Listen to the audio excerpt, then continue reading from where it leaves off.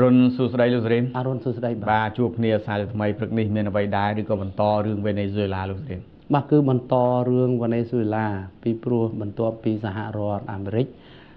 បើកប្រតិបត្តិការយោធាចូលក្នុងប្រទេសវេណេស៊ុយឡាវាមិនអាចឲ្យរឿងនឹងចប់ត្រឹមតែសហរដ្ឋអាមេរិកចាប់ខ្លួនលោកនីកូឡាស្មាដូរ៉ូប្រធានាធិបតីរបស់ប្រទេសវេណេស៊ុយឡានោះទេដោយឥឡូវនេះភូមិសាស្ត្រនយោបាយគេហៅការប្រកួតប្រជែងដណ្ដើមទីតាំងភូមិសាស្ត្រនយោបាយគឺចាប់ផ្ដើមហើយបាទចាប់ផ្ដើមដោយសារតែវេណេស៊ុយឡាគឺជាសម្ព័ន្ធមិត្តចាក់ទឹកមិនលិចរបស់ប្រទេសរុស្ស៊ីនិងចិនហើយឥឡូវនេះសហរដ្ឋអាមេរិកបើកប្រតិបត្តិការយោធាចូលទៅក្នុងប្រទេសវេណេស៊ុយឡាចាប់ខ្លួនប្រធានាធិបតីវេណេស៊ុយឡាវាហាក់ដូចជាបង្វែរវេណេស៊ុយឡានឹងឲ្យមកនៅក្រោមឥទ្ធិពលរបស់សហរដ្ឋអាមេរិកបាទអញ្ចឹងហើយបានជានេះគឺជាមហាអំណាចដណ្ដើមគ្នាដណ្ដើមប្រទេសវេណេស៊ុយឡាសហរដ្ឋអាមេរិកគឺចូលទៅប្លន់ប្រទេសវេណេស៊ុយឡាដែលប្រទេសនេះផ្ដល់ផលប្រយោជន៍ច្រើនផ្នែកថាមពលមានប្រេងឥន្ធនៈនិងអូស្មန်ជាដើមឲ្យទៅរុស្ស៊ីនិងចិនបាទអញ្ចឹងហើយឥឡូវនេះការប្រជុំមុខដាក់គ្នាគឺទាំងរុស្ស៊ីទាំងចិនបញ្ជូននាវាចម្បាំងរបស់ខ្លួនទៅការពារប្រទេសវេណេស៊ុយឡាដោយក្នុងគោលដៅការពារផលប្រយោជន៍របស់ខ្លួនខណៈដែលសហរដ្ឋអាមេរិកកំពុងតែគម្រាមវាយប្រហារទៅលើប្រទេសវេណេស៊ុយឡាសារជាថ្មីប្រសិនបើលោកស្រី Delcy Rodriguez ដែលជាប្រធានាធិបតីស្ដីទីនៅប្រទេសវេណេស៊ុយឡាមិនធ្វើតាមការចង្អុលបង្ហាញរបស់សហរដ្ឋអាមេរិកនោះបាទចុះឥឡូវនេះគឺប្រតិកម្មយ៉ាងម៉េចខ្លះហើយពីប្រទេសដែលជាសម្ព័ន្ធមិត្តមានចិនមានរុស្ស៊ីក្រោយពីវេណេស៊ុយឡាធ្លាក់ក្នុងកណ្ដាប់ដៃរបស់អាមេរិកបែបនេះលោកស្រីបាទចំពោះមេដឹកនាំនៃបណ្ដាប្រទេសនៅលើពិភពលោកនឹងមានប្រតិកម្មខ្លាំងណាស់មានប្រតិកម្មនៅត្រង់ថាប្រធានាធិបតីរបស់សហរដ្ឋអាមេរិកមិនត្រឹមតែវាយប្រហារទៅលើប្រទេសវេណេស៊ុយឡាផ្ដួលរំលំរបបដឹកនាំរបស់លោកប្រធានាធិបតីនីកូឡាស្មាដូរ៉ូទេគឺលោកត្រាំគម្រាមវាយប្រហារទៅលើប្រទេសកូឡុំប៊ីមួយទៀតគម្រាមវាយប្រហារទៅលើប្រទេសអ៊ីរ៉ង់មួយទៀតនិងគម្រាមវាយប្រហារទៅលើប្រទេសគុយបាមួយទៀតបាទដូច្នេះការគម្រាមជាបន្តបន្ទាប់របស់ប្រធានាធិបតីសហរដ្ឋអាមេរិកលោក Donald Trump នេះត្រូវប្រព័ន្ធផ្សព្វផ្សាយបរទេសជាច្រើនមានប្រព័ន្ធផ្សព្វផ្សាយល្បី Politico ជាដើមនោះបានលើកឡើងថាប្រធានាធិបតីរបស់សហរដ្ឋអាមេរិកលោក Donald Trump នេះកំពុងតែពុលទឹកមាត់និងអំនួតកំពុងតែឆ្លក់ទឹកមាត់និងអួតអាងនៅលើពិភពលោកនិងអាងយ៉ាងអំណាចតាមបែបអធិរាជឬតាមបែបជនពាលជនផ្ដាច់ការបាទក្នុងនោះក្រោយពីលោក Donald Trump គម្រាមវាយប្រហារសារទៅលើប្រទេសកូឡុំប៊ីប្រធានាធិបតីរបស់ប្រទេសកូឡុំប៊ីបានឆ្លើយតបភ្លាមថាកូឡុំប៊ីមានអធិបតេយ្យភាពមានឯករាជ្យភាពកូឡុំប៊ីជាប្រទេសមួយនៅលើពិភពលោកដែលមានសិទ្ធិសម្រេចគ្រប់យ៉ាង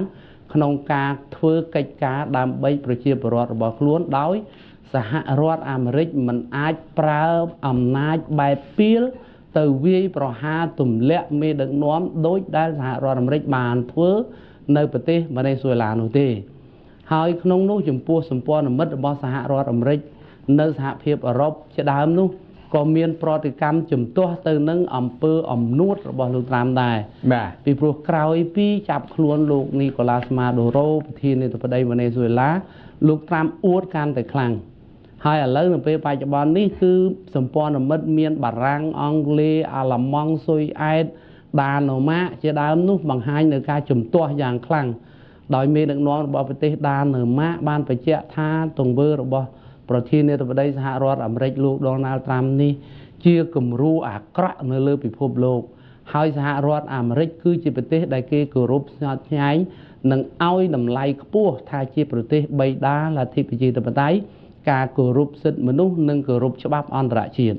ប៉ុន្តែពេលដែលសហរដ្ឋអាមេរិកស្ថិតនៅក្រោមការគ្រប់គ្រងរបស់លោក Donald Trump គឺសហរដ្ឋអាមេរិកคล้ายទៅជាប្រទេសផ្ដាច់ការនិងមិនជាទីគោរពស្ញប់ញែងទេជាប្រទេសដែលគួរឲ្យស្អប់ទៅវិញដោយក្នុងនោះដាណូម៉ាលើកឡើងបែបនេះក៏ភ្ជាប់ទៅនឹងការចង់បានតំបន់ Greenland របស់លោកត្រាំដែរ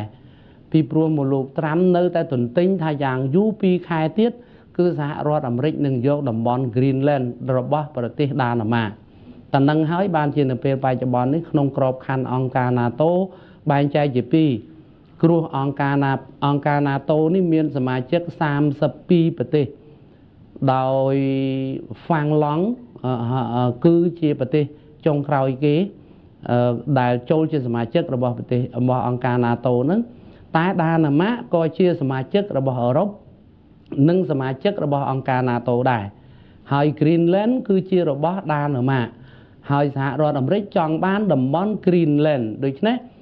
អាមេរិកក៏ជាសមាជិកអង្គការ NATO ដាណឺម៉ាកក៏ជាអង្គការសមាជិកអង្គការ NATO ចឹងហើយបានជាបានដាណឺម៉ាកនឹងរិះគន់ខ្លាំងនិយាយពាក្យធ្ងន់ឲ្យលោកត្រាំក្នុងពេលដែលលោកត្រាំមានបំណងចង់បានតំបន់ Greenland របស់ដាណឺម៉ាកអញ្ចឹងអង្គការ NATO នឹងបែកជា2ហើយប្រទេសផ្សេងទៀតគឺដូចជាអាល្លឺម៉ង់ជាដើមបើប្រទេសគុយបាបានរិះគន់ធ្ងន់ថាបើសិនបើសហរដ្ឋអាមេរិកហ៊ានប៉ះពាល់គុយបានោះគុយបានឹងបដូរផ្ដាច់ដើម្បីការពារអធិបតេយ្យភាពរបស់ខ្លួនពីព្រោះគុយបានិងសហរដ្ឋអាមេរិកនេះគឺជាប្រទេសជាប់ដុំព្រំដែនទឹកជាមួយគ្នាគុយបាកាលពីឆ្នាំ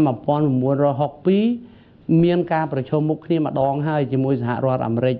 កាលនោះគេប្រើពាក្យថាស្ថានភាពគុយបាតានតឹងហ្នឹងគឺ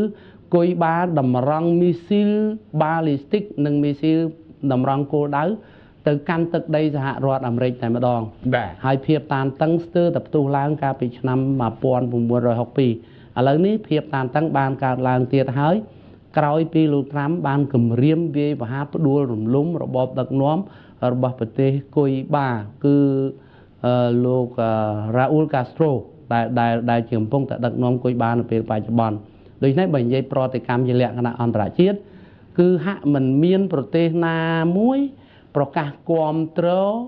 ការឈ្លានពានរបស់សហរដ្ឋអាមេរិកចូលទៅក្នុងប្រទេសវេណេស៊ុយឡានោះទេបាទចុះលោកសេរីមស្ថានភាពនៅវេណេស៊ុយឡាមកដល់ពេលនេះក្រោយពីចាប់លោកប្រធានាធិបតីរបស់អាមេរិកគឺថាអាមេរិកចាប់ចេញទៅនោះគឺតើស្ថានភាពនយោបាយនៅវេណេស៊ុយឡាក៏ដូចជាប្រជាពលរដ្ឋនៅវេណេស៊ុយឡាមានជ្រួលច្បល់ឬក៏មានលក្ខណៈយ៉ាងណាដែរបាទចំពោះស្ថានភាពទូទៅនៅប្រទេសគុយបានៅពេលបច្ចុប្បន្ននេះគឺប្រជាពលរដ្ឋវេណេស៊ុយឡានៅវេណេស៊ុយឡាបច្ចុប្បន្ននេះប្រជាពលរដ្ឋហាក់មិនមានបញ្ហាអីធំដុំទេប៉ុន្តែប្រជាពលរដ្ឋបែងចែកជា2មួយខាងគឺប្រជាពលរដ្ឋគាំទ្រលោកប្រធានាធិបតីនីកូឡាសម៉ាដូរ៉ូហើយមួយខាងទៀតគឺប្រជាពលរដ្ឋប្រឆាំងលោកនីកូឡាសម៉ាដូរ៉ូអញ្ចឹងប្រជាពលរដ្ឋទាំងពីរនេះគឺចេញដើរក្បួននៅតាមផ្លូវដូចគ្នាដោយមួយខាងអបអរសាទរប្រជាពលរដ្ឋវេណេស៊ុយឡាមួយខាងអបអរសាទរចំពោះការចាប់ខ្លួនលោកនីកូឡាសម៉ាដូរ៉ូហើយមួយខាងទៀតគឺបង្ហាញនៅការខឹងសម្បារចំពោះសហរដ្ឋអាមេរិកដែលប្រើអំពើឈ្លានពានចាប់ចម្រិតមេដឹកនាំរបស់ខ្លួននិងនាំទៅកាន់ទឹកដីរបស់សហរដ្ឋអាមេរិកប៉ុន្តែមិនទាន់មានរឿងរ៉ាវប៉ះទង្គិចគ្នាធំដុំកើតឡើងទេបែបសន្តិសុខក៏មិនមានបញ្ហាអ្វីកើតឡើងដែរនៅពេលបច្ចុប្បន្ននេះដោយសារតែប្រទេសវេណេស៊ុយឡាស្ថិតនៅក្រោមការគ្រប់គ្រងរបស់លោកស្រី Delcy Rodriguez ដែលជាអនុប្រធានាធិបតីប៉ុន្តែត្រូវតុលាការកំពូលសម្រេចឲ្យជាប្រធានាធិបតីស្ដីទី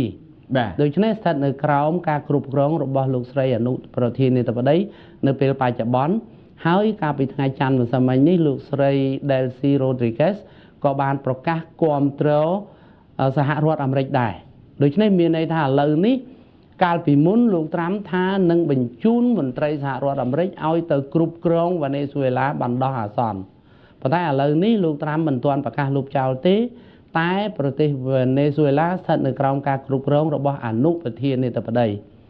ងាកមកខាងលោកនីកូឡាសម៉ាដូរ៉ូកាលពីថ្ងៃច័ន្ទម្សិលមិញនេះត្រូវបានគេយកទៅសួរចម្លើយលើកដំបូងក្នុងចម្លើយរបស់លោកនីកូឡាសម៉ាដូរ៉ូនៅមុខតុលាការរបស់សហរដ្ឋអាមេរិកមុខចៅក្រមសាកសួររបស់សហរដ្ឋអាមេរិកនោះគឺលោកម៉ាដូរ៉ូនិយាយខ្លីហើយនិយាយដដែលដោយមិននិយាយអ្វីផ្សេងទេលោកនីកូឡាសម៉ាដូរ៉ូបានបញ្ជាក់ថាលោកគ្មានទោសអ្វីទាំងអស់លោកនៅតែជាប្រធានាធិបតីរបស់ប្រទេសវេណេស៊ុយឡា ហើយប្រទេសវេណេស៊ុយឡាគឺជាប្រទេសកំណើតរបស់លោកមានសិទ្ធិធ្វើគ្រប់យ៉ាងនៅលើទឹកដីរបស់លោកដោយមិនមានប៉ះពាល់សហរដ្ឋអាមេរិកទេបាទហើយសហរដ្ឋអាមេរិកក៏មិនមែនជាតុលាការកាត់ទោសមនុស្សគ្រប់គ្នានៅលើពិភពលោកដែលមិនធ្វើតាមការចង់បានរបស់សហរដ្ឋអាមេរិកនោះដែរ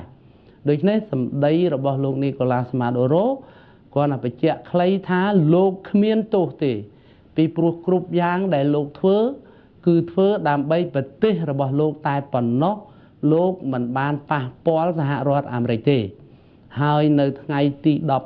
17ខែមករាឆ្នាំ2026នេះគឺតុលាការកំពូលសហរដ្ឋអាមេរិកនឹងកំណត់ជាចុងក្រោយថាតើលោកនីកូឡាសម៉ាដូរ៉ូនឹងត្រូវជាប់ទោសបែបណាអាចជាប់ពន្ធនាគារក្នុងកម្រិតប្រមាណឆ្នាំហើយត្រូវដាក់ទោសទណ្ឌយ៉ាងណាទៅលើបទល្មើសអ្វីខ្លះព្រោះមិនទាន់បានទេប៉ុន្តែថ្ងៃទី17នេះគឺសហតុលាការអាមេរិកនឹងសម្រេចចុងក្រោយអំពីជោគវាសនារបស់លោកនីកូឡាសម៉ាដូរ៉ូហើយប៉ុន្តែចិននិងរុស្ស៊ីបានជំរុញគម្រាមអាមេរិកថាគឺសហរដ្ឋអាមេរិកត្រូវតែដោះលែងលោកនីកូឡាសម៉ាដូរ៉ូក្នុងរយៈពេលដ៏ខ្លីខាងមុខប្រសិនបើសហរដ្ឋអាមេរិកមិនដោះលែងលោកនីកូឡាសម៉ាដូរ៉ូប្រធានាធិបតីវេណេស៊ុយឡាទេនោះចិននិងអាមេរិកនឹងមានចំណាត់ចិននិងប្រទេសរុស្ស៊ីនឹងមានចំណាត់ការឆ្លើយតបឲ្យឃើញថាសហរដ្ឋអាមេរិកនឹងទទួលលទ្ធផលវិបាកនៅក្នុងពេលខាងមុខនេះបាទជួអាមេរិកវិញម្ដងពេលនេះជាពិសេសលោកដូណាល់ត្រាំវិញមានជាសារអ្វីថ្មីបន្ថែមជុំវិញរឿងវេណេស៊ុយឡាបាទចំពោះរឿងវេណេស៊ុយឡាលោកដូណាល់ត្រាំនៅតែទន្ទិញដូចខ្ញុំបាននិយាយកាលពីម្សិលមិញអញ្ចឹងគឺក្នុងរយៈពេលគិតត្រឹមថ្ងៃល្ងាចថ្ងៃអាទិត្យហ្នឹងគឺលោកត្រាំនិយាយពាក្យថាប្រេងរហូតដល់23ដងបាទឥឡូវនេះបើរាប់មកដល់ថ្ងៃអង្គារនេះមិនដឹងថាប្រមាណដងទេប្រហែលជិត100ដងទៅហើយគ្រាន់តែលោកនិយាយពាក្យថាប្រេងហើយក្នុងនោះលោកត្រាំមិនភ្លេចបញ្ជាក់ទេជាចុងក្រោយថាលោកនឹងរៀបចំសណ្ដាប់ធ្នាប់ប្រទេសវេណេស៊ុយឡាសារឡើងវិញហើយលោកនឹងកែប្រែគោលនយោបាយរបស់ប្រទេសវេណេស៊ុយឡាឡើងវិញជាពិសេសលោកនឹងបញ្ជូនក្រុមហ៊ុនប្រេងធំបំផុតរបស់សហរដ្ឋអាមេរិកឲ្យទៅកាន់ប្រទេសវេណេស៊ុយឡាដើម្បីរៀបចំហេដ្ឋារចនាសម្ព័ន្ធប្រេងរបស់ប្រទេសនេះឡើងវិញក្នុងអំឡុងពេលដែលវេណេស៊ុយឡាមានកិច្ចព្រមព្រៀងដល់ទៅជាង10ពាក់ព័ន្ធនឹងប្រេងជាមួយនឹងចិននិងរុស្ស៊ីដូច្នេះរឿងវាអាចកើតឡើងប៉ុន្តែលោកត្រាំមិនភ្លេចទេគឺបញ្ជូនក្រុមហ៊ុនរបស់សហរដ្ឋអាមេរិកផ្នែកប្រេងឲ្យទៅគ្រប់គ្រងប្រេងនៅប្រទេសវេណេស៊ុយឡាដូច្នេះលោកត្រាំគ្រាន់តែនិយាយបែបសន្តិសុខគឺអាមេរិកធានាហើយនឹងប្រេងគឺសហរដ្ឋអាមេរិកជាអ្នកគ្រប់គ្រងនៅប្រទេសវេណេស៊ុយឡានោះបាទលោកសេរីមអាមេរិកចាប់មេដឹកនាំតែ2នាក់ប្តីប្រពន្ធទេចុះព័ត៌មានរឿងកូនរបស់លោកប្រធានាធិបតីអីក្តីឬក៏អ្នកដែលស្និទ្ធអីក្តីគឺគេមានបានរំលេចដែរឬអត់លោកសេរីមបាទចំពោះមនុស្សដែលស្និទ្ធជាពិសេសនៅក្នុងរដ្ឋាភិបាលរបស់លោកនីកូឡាសម៉ាដូរ៉ូគឺសហរដ្ឋអាមេរិកអត់បានបញ្ជាក់ថាអ្នកណាមានបញ្ហាអ្វីទេសូម្បីតែលោកស្រីអនុប្រធានាធិបតីរបស់ប្រទេសវេណេស៊ុយឡាក៏លោកដូណាល់ត្រាំមិនបាននិយាយដែរដូច្នេះមានន័យថាគោលដៅរបស់លោកត្រាំនេះចង់ផ្ដួលរំលំតែលោកនីកូឡាសម៉ាដូរ៉ូនឹងតែម្នាក់នឹងគត់ហើយភរិយានោះគឺជារឿងគ្រួសាររបស់លោកម៉ាដូរ៉ូតែប៉ុណ្ណោះហើយចំពោះមន្ត្រីផ្សេងទៀតទាំងរដ្ឋមន្ត្រីការពារជាតិមហាផ្ទៃនិងមន្ត្រីដែលស្និទ្ធនឹងលោកនីកូឡាសម៉ាដូរ៉ូគឺលោកត្រាំមិនបាននិយាយទេហើយក្នុងក្របខ័ណ្ឌរដ្ឋាភិបាលអាមេរិកក៏មិនបានផ្ដោតទៅលើមន្ត្រីផ្សេងទៀតដែរគ្រាន់តែថាពីដំបូងលោកត្រាំបានបញ្ជាក់ថាគ្រប់មន្ត្រីទាំងអស់នៅក្នុងរដ្ឋាភិបាលរបស់លោកនីកូឡាសម៉ាដូរ៉ូកុំសង្ឃឹមថាបានកាន់តំណែងនៅក្នុងរដ្ឋាភិបាលថ្មីរបស់ប្រទេសវេណេស៊ុយឡាប៉ុន្តែក្រោយពីលោកស្រី Delcy Rodriguez ដែលជាអនុប្រធានាធិបតីនឹងក្លាយទៅជាប្រធានាធិបតីស្ដីទីបានប្រកាសគាំទ្រលោកត្រាំមកគឺលោកត្រាំហាក់មានជំហរទូទុននិងចង់បន្តរដ្ឋាភិបាលចាស់របស់លោកម៉ាដូរ៉ូដែលគ្រប់គ្រងដោយអនុប្រធានាធិបតីនេះឲ្យប្រតិបត្តិចរន្តរដ្ឋបាលនៅក្នុងប្រទេសវេណេស៊ុយឡាដោយមិនមានការផ្លាស់ប្ដូរយកគណៈបកផ្សេងឬយកបេក្ខជនផ្សេងទៅជំនួសក្នុងរដ្ឋាភិបាលទេ ហើយសហរដ្ឋអាមេរិកក៏មិនលឺថានឹងបញ្ជូនមន្ត្រីរបស់ខ្លួនឲ្យទៅគ្រប់គ្រងបណ្ដោះអាសន្ននៅប្រទេសវេណេស៊ុយឡាដែរបាទជួបលោកប្រធានាធិបតីវេណេស៊ុយឡាលោកកាន់តំណែងបានប្រមាណឆ្នាំដែរលោកសេរីមកវ័យប្រមាណហើយមកដល់ឆ្នាំនេះបាទលោកនីកូឡាស់ម៉ាដូរ៉ូអាយុ63ឆ្នាំបាទហើយលោកកាន់តំណែងតាំងពីឆ្នាំ2013មកបាទតាមពិតដំបូងលោក Hugo Chavez ជាមេដឹកនាំល្បីរបស់ប្រទេសវេណេស៊ុយឡាដែលប្រឆាំងអាមេរិកខ្លាំងមែនទែនប៉ុន្តែក្រោយពីលោកបាត់បង់អាយុជីវិតទៅគឺផ្ដល់តំណែងនេះឲ្យទៅលោកនីកូឡាស់ម៉ាដូរ៉ូកាលពីឆ្នាំ2013កន្លងមកអញ្ចឹងមកគិតមកដល់ពេលនេះជាង10ឆ្នាំដែរដែលលោកនីកូឡាស់ម៉ាដូរ៉ូគ្រប់គ្រងនៅប្រទេសវេណេស៊ុយឡានេះហើយការបោះឆ្នោតមានការបោះឆ្នោតអញ្ចឹងដែរមានគណៈបកប្រឆាំងអញ្ចឹងដែរប៉ុន្តែលោកនីកូឡាស់ម៉ាដូរ៉ូនឹងគឺជាប់ឆ្នោតរហូតហើយគ្រប់គ្រងវេណេស៊ុយឡារហូតមកដល់ពេលនេះហើយចំពោះកូនចៅរបស់លោកម៉ាដូរ៉ូនឹងក៏មិនត្រូវបានផ្សព្វផ្សាយថាធ្វើអ្វីខ្លះនៅតាណាហើយសហរដ្ឋអាមេរិកអាចផ្ដោតការយកចិត្តទុកដាក់ទៅលើកូនរបស់លោកម៉ាដូរ៉ូនឹងក៏អត់ដែរគឺឥឡូវនេះគឺលោកម៉ាដូរ៉ូនៅតែបញ្ជាក់ថាលោកជាប្រធានាធិបតីប្រទេសវេណេស៊ុយឡាហើយសូម្បីតែលោកស្រីប្រធានាធិបតីស្ដីទី Delcy Rodriguez របស់ប្រទេសវេណេស៊ុយឡានឹងក៏នៅតែប្រកាសទទួលស្គាល់ថាលោកម៉ាដូរ៉ូនៅតែជាប្រធានាធិបតីដូច្នេះលោកនីកូឡាស់ម៉ាដូរ៉ូនឹងគ្រប់គ្រងតាំងពីឆ្នាំ2013រហូតមកដល់ពេលនេះគឺនៅក្នុងអាណត្តិដឹកនាំនៅឡើយដោយមិនទាន់មានការបញ្ចប់ទេបាទមានប្រវត្តិប្រហែលគ្នាដែរទេដែលប្រទេសខ្លាំងជាងប្រទេសមហាអំណាចប្រទេសធំជាងហើយចូលរំលោភទៅដែនអធិបតេយ្យដោះដូរចាប់មេដឹកនាំនៃប្រទេសដូចវេណេស៊ុយឡាបែបនេះបាទចំពោះប្រទេសផ្សេងអត់មានទេលោកសនិតបាទមានតែសហរដ្ឋអាមេរិកនឹងឯងមានតែសហរដ្ឋអាមេរិកនឹងកាលពី32ឆ្នាំមុនសហរដ្ឋអាមេរិកធ្លាប់ធ្វើដូចគ្នានៅប្រទេសប៉ាណាម៉ាសហរដ្ឋអាមេរិកធ្វើអន្តរាគមន៍យោធាចូលទៅក្នុងប្រទេសប៉ាណាម៉ាម្ដងដែរកាលនោះដោយចោទពីការជួញដូរថ្នាំញៀនដូចគ្នាចាប់ប្រធានាធិបតីរបស់ប្រទេសប៉ាណាម៉ាយកទៅកាន់សហរដ្ឋអាមេរិកដូចគ្នាបាទយកទៅកាន់សហរដ្ឋអាមេរិកហើយដាក់ពន្ធនាគាររយៈពេល20ឆ្នាំដាក់ពន្ធនាគារ20ឆ្នាំហើយបានបញ្ជូនអតីតប្រធានាធិបតីប៉ាណាម៉ាទៅប្រទេសអេស្ប៉ាញរួចបានអេស្ប៉ាញបញ្ជូនទៅកាន់ប្រទេសប៉ាណាម៉ាវិញនេះជាប្រវត្តិគឺមានតែសហរដ្ឋអាមេរិកទេនៅលើពិភពលោកនេះដែលវាយប្រហារផ្ដួលរំលំមេដឹកនាំនៃប្រទេសផ្សេងដោយប្រើកម្លាំងបាយដោយប្រើរបបអធិរាជតាមបែបផ្ដាច់ការហើយជាក់ស្ដែងដូចជាការពីឆ្នាំ2001អាមេរិកផ្ដួលរំលំរបបតាលីបង់ដែរតាលីបង់នៅប្រទេសអាហ្វហ្គានីស្ថានក៏ដួលរលំដែរដោយសារអាមេរិកហើយឆ្នាំ2003សហរដ្ឋអាមេរិកផ្ដួលរំលំរបបដឹកនាំលោកសាដាមហ៊ូសេនអតីតប្រធានាធិបតីអ៊ីរ៉ាក់លោកសាដាមហ៊ូសេនកាលនោះបានវាយប្រហារពីប្រទេសគុយវ៉ែតទៅផ្ដួលរំលំរបបដឹកនាំរបស់ប្រធានាធិបតីអ៊ីរ៉ាក់លោកសាដាមហ៊ូសេនហើយចាប់ខ្លួនយកមកកាត់ទោសនៅលើទឹកដីនៃប្រទេសអ៊ីរ៉ាក់ទៅទៀតចា៎បាទកាត់ទោសដោយជួកទៅទៀតដោយចោទប្រកាន់ថាលោកសាដាមហ៊ូសេនបង្កើតបានលួចលាក់បង្កើតគឺផលិតអាវុធដែលមានវិសាលភាពបំផ្លិចបំផ្លាញប្រហែលអាវុធនុយក្លេអ៊ែរប៉ុន្តែដល់ពេលផ្ដួលរំលំរបបសាដាមហ៊ូសេនកាលពីឆ្នាំ2003រហូតដល់ឆ្នាំ2025នេះគឺมันមានអាវុធដែលមានវិសាលភាពបំផ្លិចបំផ្លាញប្រហែលអាវុធនុយក្លេអ៊ែរនៅលើទឹកដីរបស់ប្រទេសអ៊ីរ៉ាក់ទេការចោទប្រកាន់នេះគឺมันមានភ័ស្តុតាងมันមានរកឃើញទេហើយរបបអ៊ីរ៉ាក់ក៏ដួលរលំទៅទុកប្រទេសអ៊ីរ៉ាក់រហូតដល់ពេលបច្ចុប្បន្ន